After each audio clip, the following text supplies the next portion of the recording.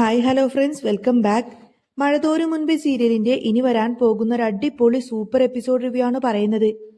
അങ്ങനെ വൈജയന്തി ആ ഒരു വലിയ സത്യം തന്നെ തിരിച്ചറിയുന്നുണ്ട്. അലീന തന്റെ സ്വന്തം മകളാണെന്നുള്ള കാര്യം ബാലചന്ദ്രന്റെ വായിൽ നിന്ന് തന്നെ ആയിരിക്കട്ടെ വൈജയന്തി തിരിച്ചറിയുന്നത്. അതറിയുന്നതോടുകൂടി തന്നെ വൈജയന്തി ആകെ ഷോക്കായി പോവാണ്. ഹോസ്പിറ്റൽ ബെഡിൽ കിടക്കുന്ന സമയത്തിന് ബാലചന്ദ്രൻ എല്ലാ കാര്യങ്ങളും മനുവിനോട് ഇങ്ങനെ തുറന്നു പറയുന്ന സമയത്തായിരിക്കട്ടോ ഇതെല്ലാം തന്നെ വൈജയന്തി ഒളിഞ്ഞു കേൾക്കാൻ ഇടവരുന്നത്. ഇത് കേട്ടിട്ട് വൈജയന്തിക്ക് ഒട്ടും തന്നെ വിശ്വസിക്കാനേ കഴിയുന്നില്ല. ആകെ ഷോക്കേറിയതുപോലെ താൻ ഇനി എന്ത് ചെയ്യും? അപ്പോ ഇത്ര കാലം താൻ കുറ്റപ്പെടുത്തിയിരുന്നത് തന്റെ സ്വന്തം മകളെയായിരുന്നോ എന്നൊക്കെ ചിന്തിച്ച് കുറ്റബോധത്തോടു കൂടി തന്നെ നീറിപ്പുകഞ്ഞ് അവിടെ നിൽക്കാൻ പോലും കഴിയാതെ വൈജയന്തി അവിടെ നിന്നും പോരുകയാണ്.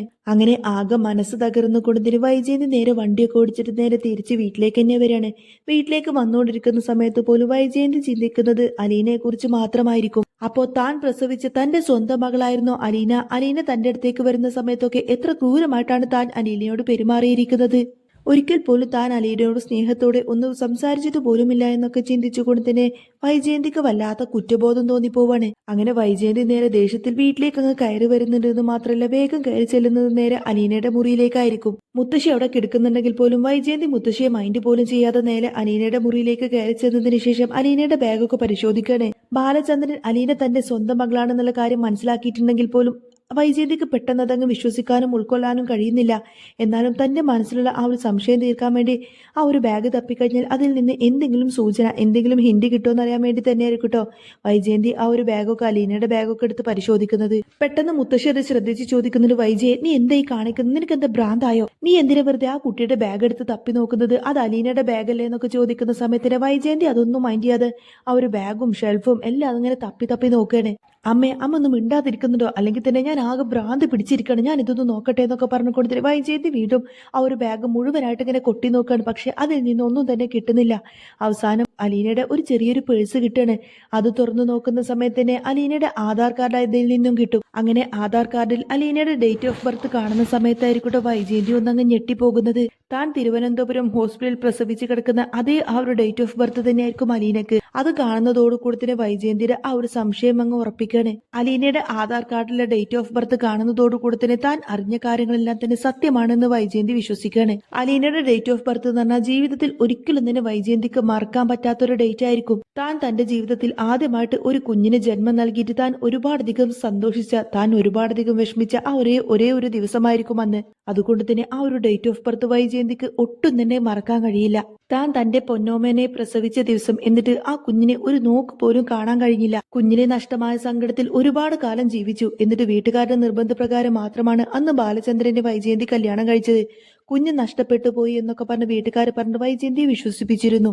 ആ ആധാർ കാർഡ് കണ്ടതോടുകൂടി തന്നെ വൈജയന്തിനെ ഇങ്ങനെ പല കാര്യങ്ങളും ഓർമ്മിപ്പിച്ചിരുന്നു. അതുകൊണ്ട് തന്നെ മനസ്സ് തകർന്ന് ആകെ അസ്വസ്ഥയായിട്ട് അവിടെ താഴെ ആ ഒരു ആധാർ കാർഡും കെട്ടിപ്പിടിച്ച് അവിടെ അങ്ങ് ഇരുന്നു പോവട്ടെ വൈജയന്തി. അലീന തന്റെ സ്വന്തം മകളാണല്ലോ. അപ്പോൾ ബാലചന്ദ്രൻ എങ്ങനെ ഈ ഒരു സത്യമെല്ലാം തന്നെ തിരിച്ചറിഞ്ഞു? ബാലചന്ദ്രൻ പറഞ്ഞതുപോലെ തന്നെ അലീന താൻ പ്രസവിച്ച മകളാണല്ലോ എന്നൊക്കെ ചിന്തിച്ച് സങ്കടം സഹിക്കാൻ കഴിയാതെ അവിടെ അങ്ങ് ഇരുന്നു പോവാണ്. ഇത്രയും ദിവസം തന്റെ കൺമുന്നിൽ പോലും തന്റെ കുഞ്ഞുണ്ടായിട്ടും താൻ അറിയാതെ പോയല്ലോ. പാവം 10-22 വർഷമായിട്ട് താൻ ജന്മം നൽകിയ കുഞ്ഞ് ഇത്ര കാലം അനാഥാലയത്തിൽ വളരേണ്ടി വന്നു. പിന്നീട് അവൾ തന്നെ തേടിയിട്ട് തന്റെ മുന്നിലേക്ക് വന്നപ്പോൾ പോലും തനിക്കൊരിക്കലും അവളെ മനസ്സിലാക്കാൻ പോലും പറ്റിയില്ല.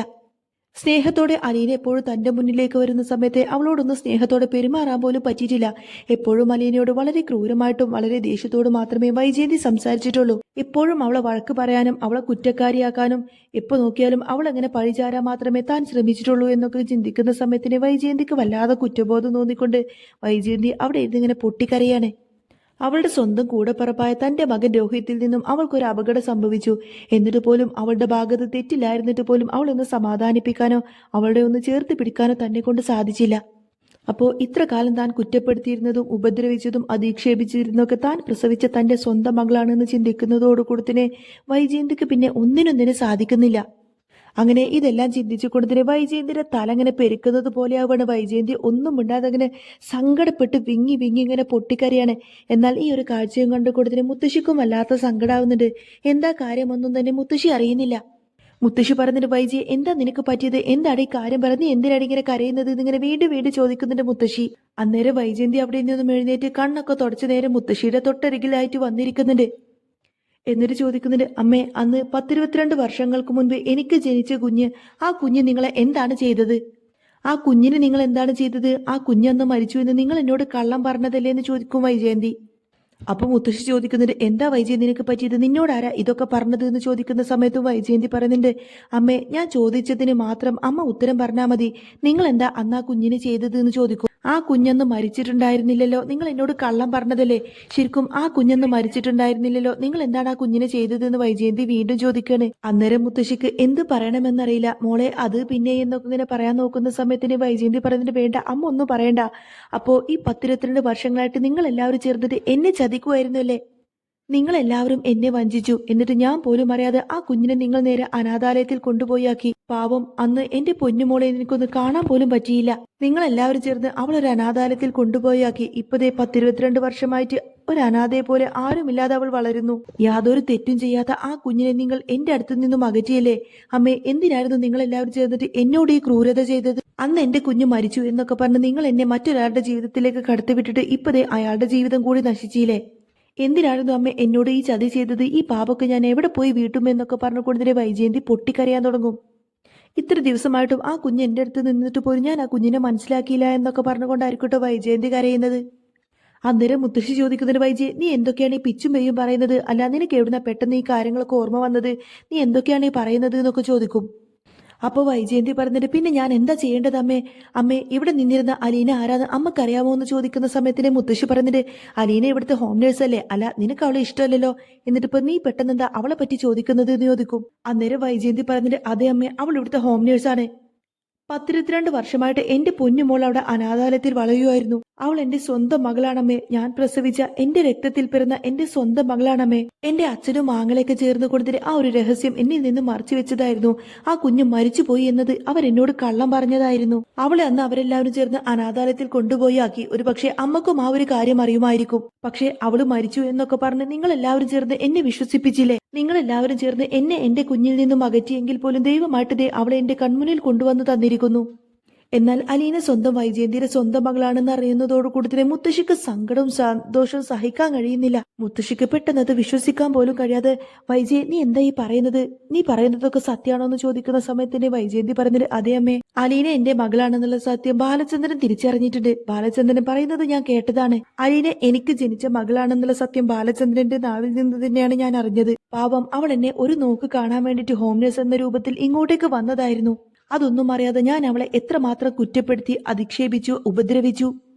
എന്നിട്ട് പോലും പാവം എന്റെ മോൾ എന്നോട് ഒട്ടും തന്നെ ദേഷ്യത്തിൽ പ്രതികരിച്ചത് പോലുമില്ല. പാവം, ദൈവം പോലും എന്നോട് പൊറുക്കുമോ അമ്മേ ആ ക്രൂരത എന്നൊക്കെ ചോദിച്ചുകൊണ്ട് തന്നെ വൈജയന്തി സങ്കടപ്പെട്ട് ഇങ്ങനെ പൊട്ടിക്കരയാണ്. ഞാൻ സ്നേഹിച്ച് വളർത്തേണ്ട എന്റെ പൊന്നോമനെ നിങ്ങൾ അനാഥാലയത്തിൽ കൊണ്ടുപോയിട്ട് വെറും ഒരു അനാഥയെ പോലെ നിങ്ങൾ അവളെ വളർത്തിയില്ലേ? 10-22 വർഷമായിട്ട് എന്നെ ചതിച്ച് നിങ്ങളോട് ആരോടും ഇതൊരിക്കലും ഞാൻ പൊറുക്കില്ല, ഒരിക്കലും ഞാൻ ക്ഷമിക്കില്ല. അച്ഛനോടും അമ്മയോടും മാമനോടും അതുപോലെ തന്നെ ശിവേട്ടനോടും ആരോടും ഞാൻ പൊറുക്കില്ല. എന്നെ എന്റെ വഴിക്ക് വിട്ടിരുന്നെങ്കിൽ ഞാൻ എന്റെ കുഞ്ഞുമായിട്ട് എങ്ങനെയെങ്കിലുമൊക്കെ ജീവിച്ചേനെ.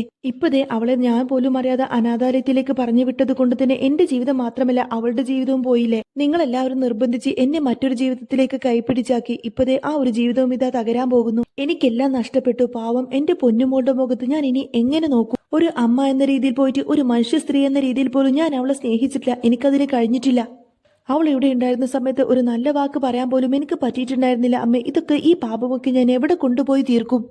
കുറ്റബോധം കൊണ്ട് നീറുകയാണ് എന്റെ മനസ്സ്. എനിക്കിനി ജീവിക്കാൻ പോലും കഴിയില്ല എന്നൊക്കെ പറഞ്ഞു കൊടുത്തിട്ട് വൈജയന്തി ആകെ ഒരു കടുത്ത തീരുമാനത്തിലേക്ക് പോവാണ്. ആ സമയത്തിന് മുത്തശ്ശി പറഞ്ഞിട്ട്, വൈജയ് നീ ഒന്ന് സമാധാനിക്ക്. എങ്കിലും ബാലചന്ദ്രൻ എങ്ങനെ ഈ സത്യമെല്ലാം അറിഞ്ഞു? അന്നേരം വൈജയന്തി പറഞ്ഞിട്ട്, അതൊന്നും എനിക്കറിയില്ല. ഗംഗേട്ടനെ പോയി കണ്ടിട്ട് ബാലചന്ദ്രൻ ഏതായാലും എല്ലാ കാര്യങ്ങളും ചോദിച്ചു മനസ്സിലാക്കിയിട്ടുണ്ട്. ഇപ്പൊ ഏതായാലും എല്ലാ സത്യങ്ങളും ബാലചന്ദ്രൻ അറിയാം. ഇനി ഞാൻ ബാലചന്ദ്രന്റെ മുഖത്ത് എങ്ങനെ നോക്കും? പിന്നെ അലീനയുടെ മുഖത്ത് ഞാൻ എങ്ങനെ നോക്കും? അതുകൊണ്ട് എനിക്കിനി ജീവിക്കേണ്ട, ആരെയും ഫേസ് ചെയ്യാൻ എനിക്ക് കഴിയില്ല എന്നൊക്കെ പറയായിരിക്കും. 10-22 വർഷങ്ങൾക്ക് ശേഷം സ്വന്തം മകളെ അടുത്ത് കിട്ടിയിട്ട് പോലും അവളുടെ മുഖത്ത് പോലും ഒന്നും നോക്കാൻ പറ്റാത്ത സിറ്റുവേഷനിലാണ് ഞാനിപ്പോൾ നിൽക്കുന്നത്. ഇതെങ്ങനെ കടന്നു പോകുമെന്ന് പോലും എനിക്കറിയില്ല. നിങ്ങൾ എല്ലാവരും ചേർന്ന് വഞ്ചിച്ചത് ഞങ്ങളെ 3 പേരെയാണ്, എന്നെയും ബാലചന്ദ്രനെയും അലീനയും. അന്ന് നിങ്ങൾ എന്റെ പൊന്നുമോളെ എന്റെ കയ്യിൽ തന്നെ തിരികെ തന്നിട്ടുണ്ടെങ്കിൽ ഈ ഒരു പ്രശ്നമൊന്നും ഉണ്ടാവില്ലായിരുന്നു. നിങ്ങൾ അന്ന് കുടുംബത്തിന്റെ മാനം നോക്കിയിട്ട് എന്റെ പൊന്നുമോളെ നിങ്ങൾ വിട്ടുകളഞ്ഞതല്ലേ?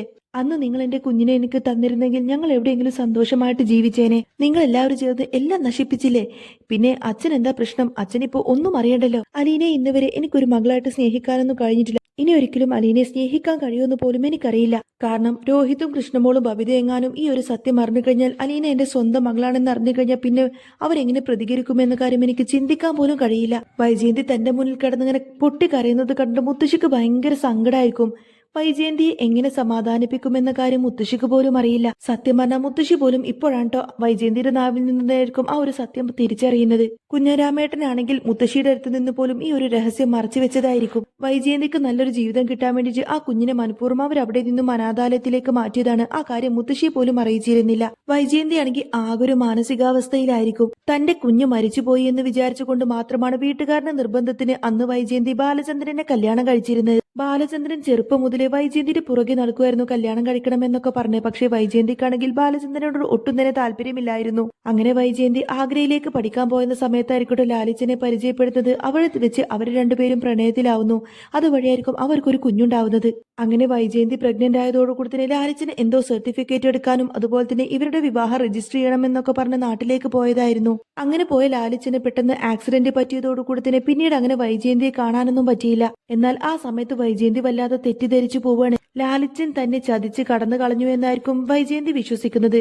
പിന്നീട് അങ്ങനെ ഈ ഒരു കാര്യമെല്ലാം തന്നെ വൈജയന്തിയുടെ വീട്ടിൽ അറിയുകയും വൈജയന്തി നിറവയറോടെ നിൽക്കുന്ന സമയത്തിന് കുഞ്ഞിനെ അബോർഷൻ ചെയ്ത് കളയാനും പാകമില്ല. ഏതായാലും വൈജയന്തിയുടെ പ്രസവത്തിന് ശേഷം ആ കുഞ്ഞ് മരിച്ചുപോയി എന്നായിരിക്കും എല്ലാവരും ചേർന്ന് വൈജയന്തിയെ പറഞ്ഞ് വിശ്വസിപ്പിച്ചിരിക്കുന്നത്. എന്നാൽ ആ കുഞ്ഞ് പൂർണ്ണ ആരോഗ്യവതിയായിട്ട് ജനിച്ചതോടുകൂടി തന്നെ ആ കുഞ്ഞിനെ കുഞ്ഞിരാമേട്ടനും അതുപോലെ തന്നെ ശിവേട്ടനും അങ്ങനെ അവരെല്ലാവരും ചേർന്ന് ഒരു അനാഥാലയത്തിലാക്കുകയാണ് ചെയ്തത്. ബ്രിജിത്താമ്മയുടെ സ്നേഹനികേതനത്തിലായിരിക്കട്ടെ ആ കുഞ്ഞിനെ അവരെല്ലാം ഏൽപ്പിച്ചിരിക്കുന്നത്. ആ കുഞ്ഞാണ് അലീന. ഇതൊന്നും തന്നെ പാവം വൈജയന്തി അറിഞ്ഞിരുന്നില്ല. വൈജയന്തി ആകെ ഒരു സിറ്റുവേഷനിലായിരിക്കും. താൻ ഇനി എന്ത് ചെയ്യും? തന്റെ മക്കളോടൊരിക്കലും അലീന തന്റെ സ്വന്തം മോളാണെന്ന് പറയാൻ കഴിയില്ല. എന്നാൽ അവരുടെ എല്ലാവരുടെയും മുന്നിൽ വെച്ച് ഒരിക്കലും തനിക്ക് അലീനയെ സ്നേഹിക്കാനും കഴിയില്ല. താൻ പ്രസവിച്ച തന്റെ മോളെ ഇനി അലീനയെ ഒരിക്കലും അവഗണിക്കാനും വൈജയന്തിക്ക് കഴിയില്ല. അതുപോലെ തന്നെ ബാലചന്ദ്രൻ എല്ലാ സത്യവും മനസ്സിലാക്കിയിരിക്കുന്നു.